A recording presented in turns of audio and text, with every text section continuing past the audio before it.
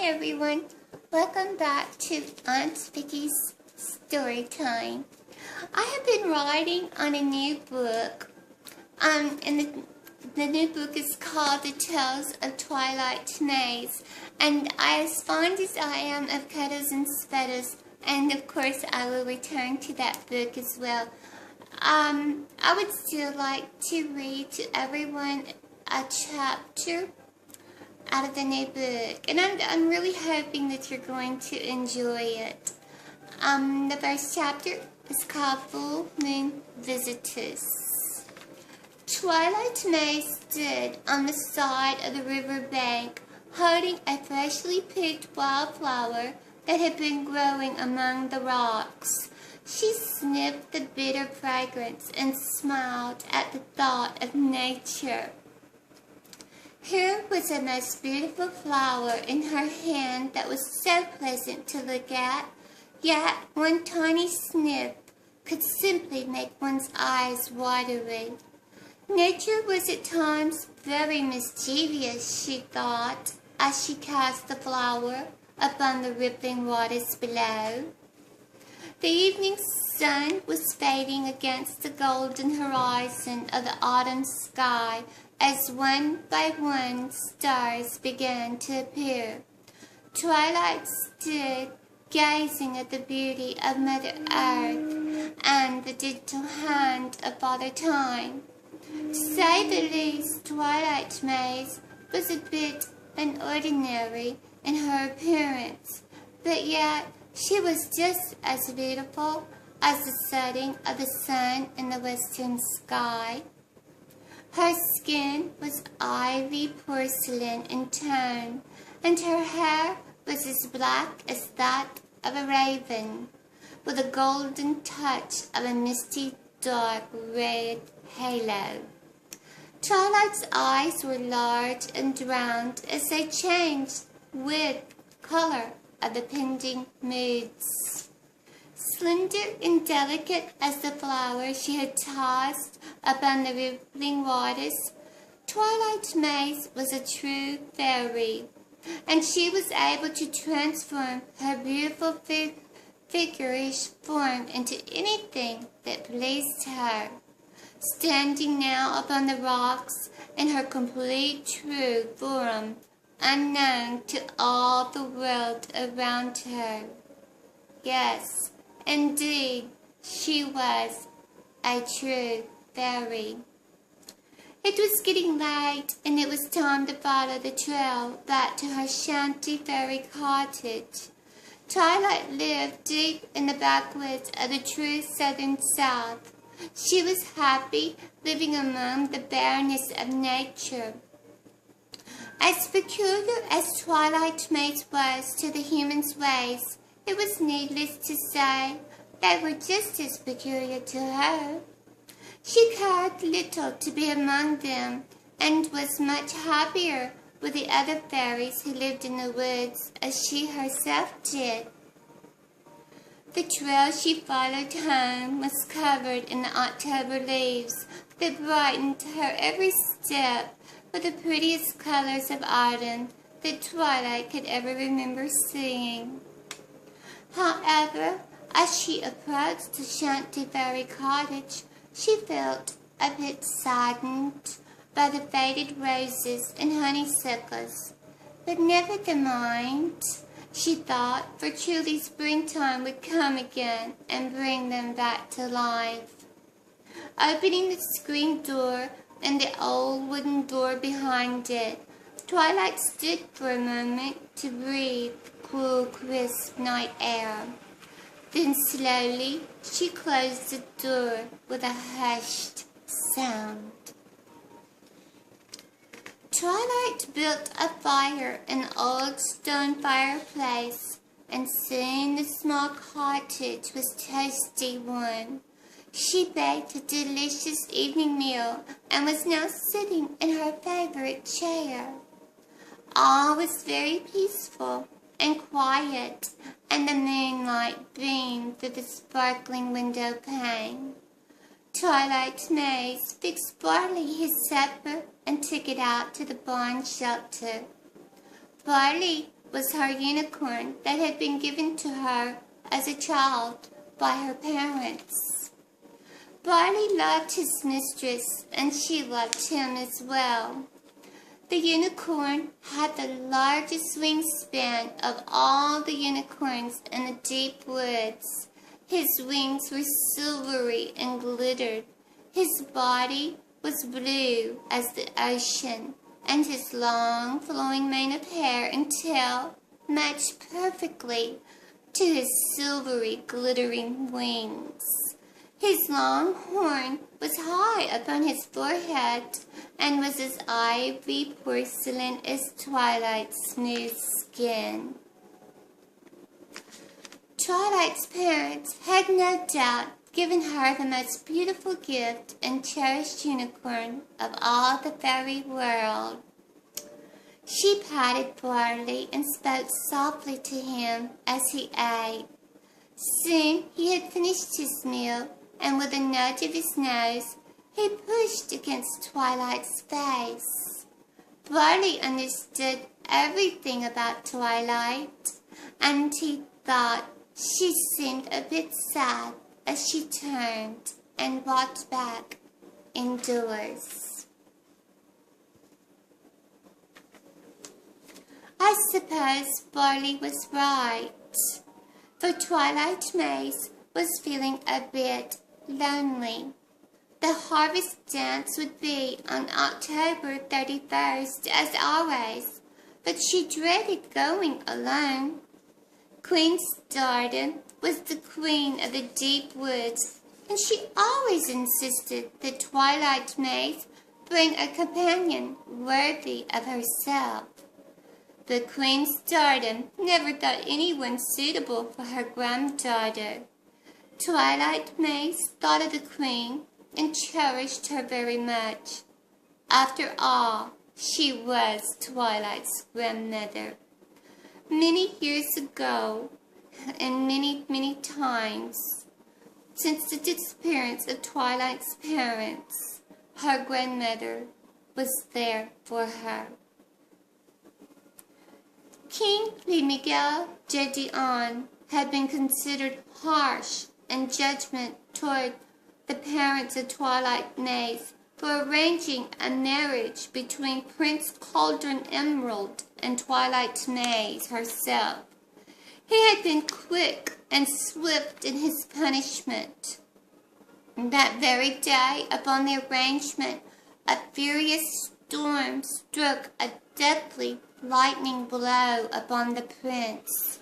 Twilight's parents had to plead for their lives, and they fled the cottage, leaving behind their only child, Twilight Maze, in the care of her grandma, Queen Stardom.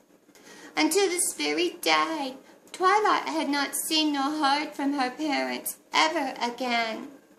That night, as she drifted off to sleep, she dreamed that the Shanty Fairy cottage was once again filled with love and laughter, and that she was with her parents, and they were reunited.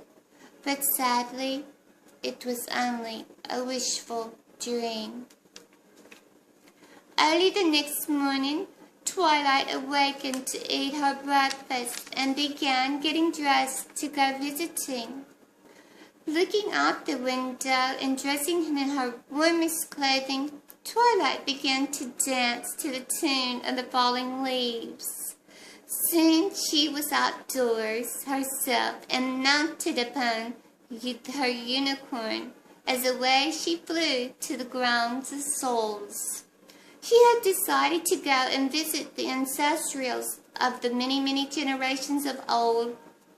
No doubt someone would be out on the ground of souls, wandering about in the shadows.